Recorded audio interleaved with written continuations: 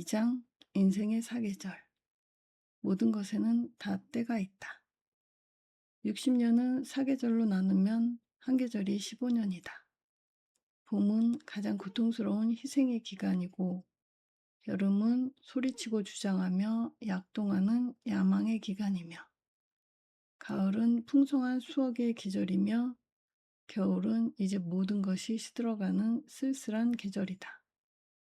저마다의 운명에 따라 그 계절이 달라서 그렇지 누구나 겪기 마련인 자연의 철저한 순환이다.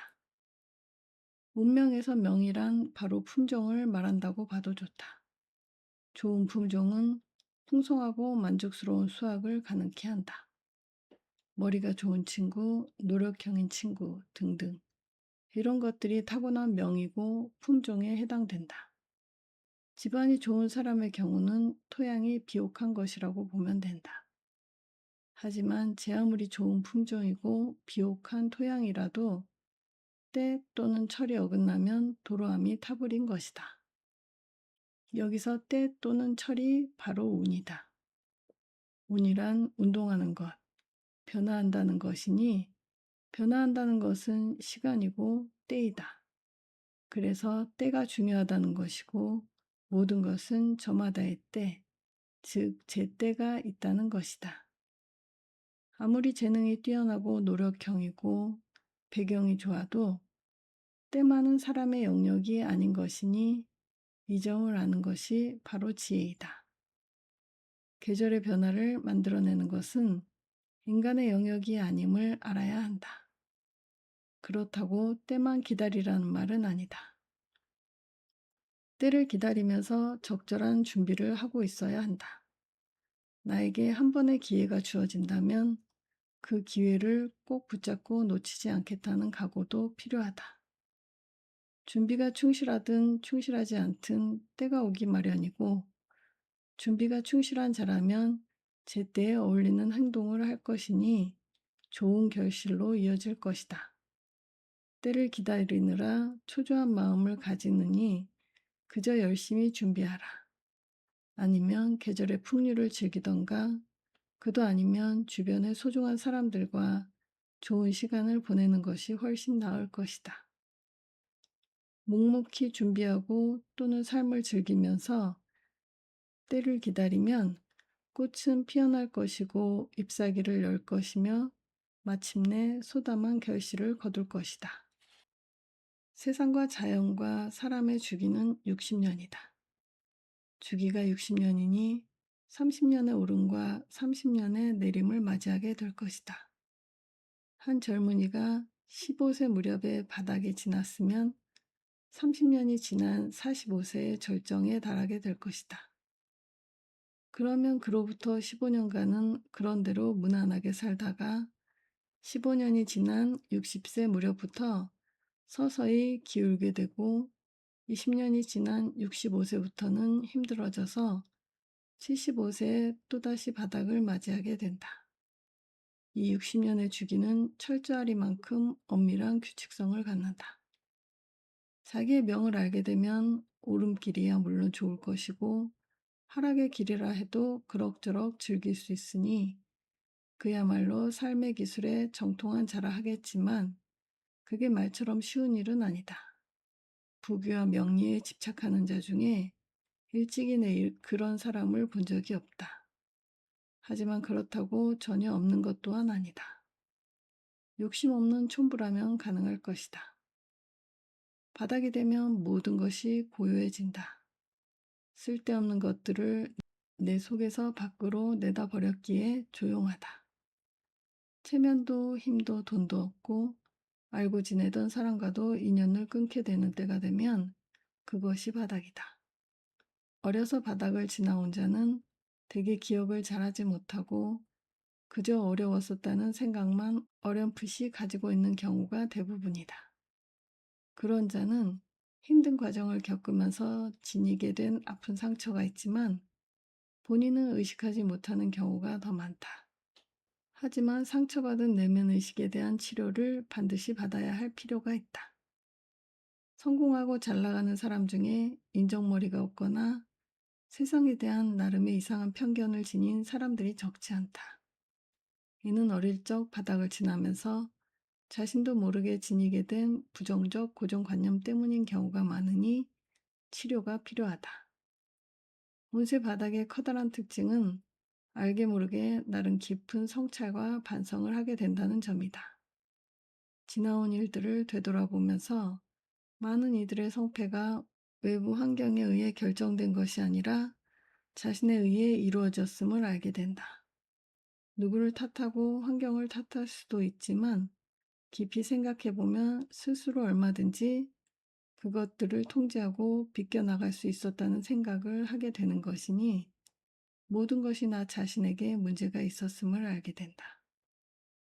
세상에 태어나 존재하는 이는 누구나 이 세상을 살아갈 수 있는 힘을 가지고 있다.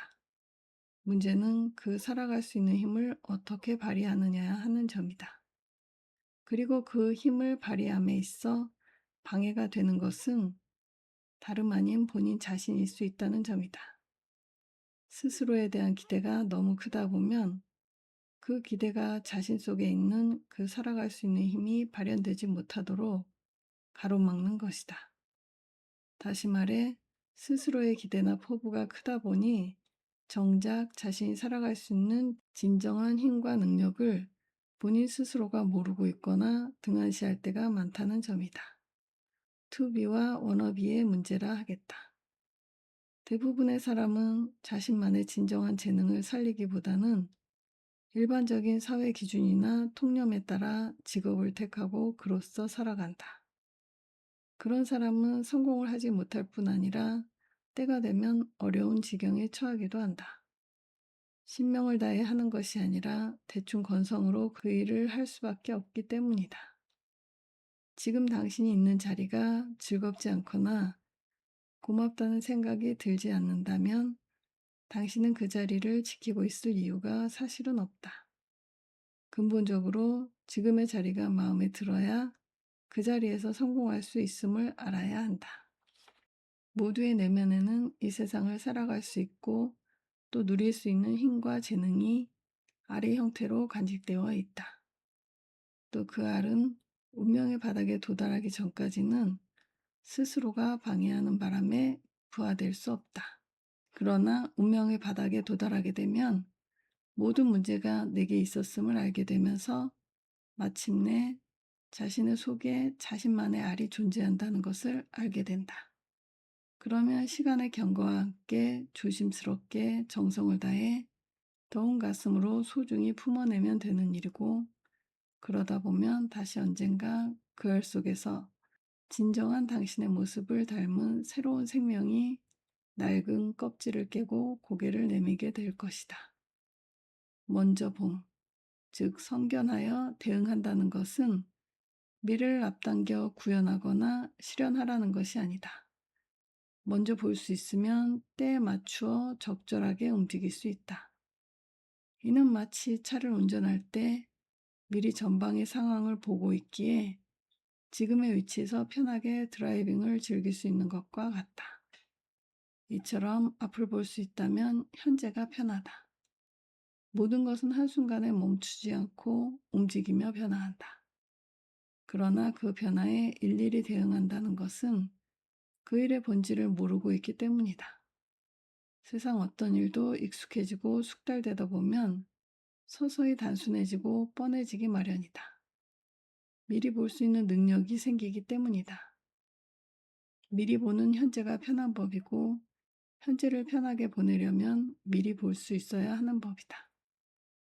성견지명은 미래를 앞당기려 억지를 부린다거나 세월을 한탄하며 자신을 괴롭히자는 것이 아니다.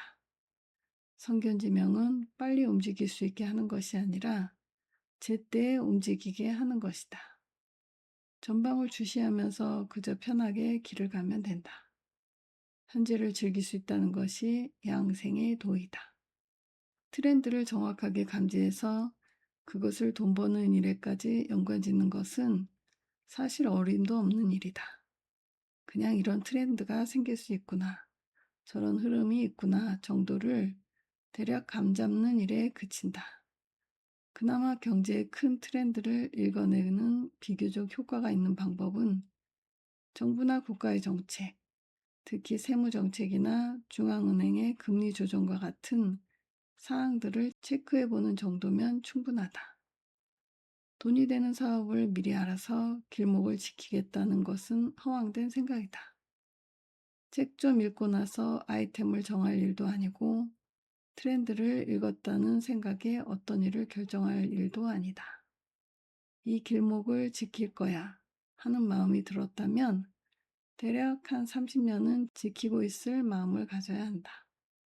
한 3년 지켜보다가 아무도 지나가는 이 없다고 자리를 뜬다면 그 길목은 당신의 것이 아니다.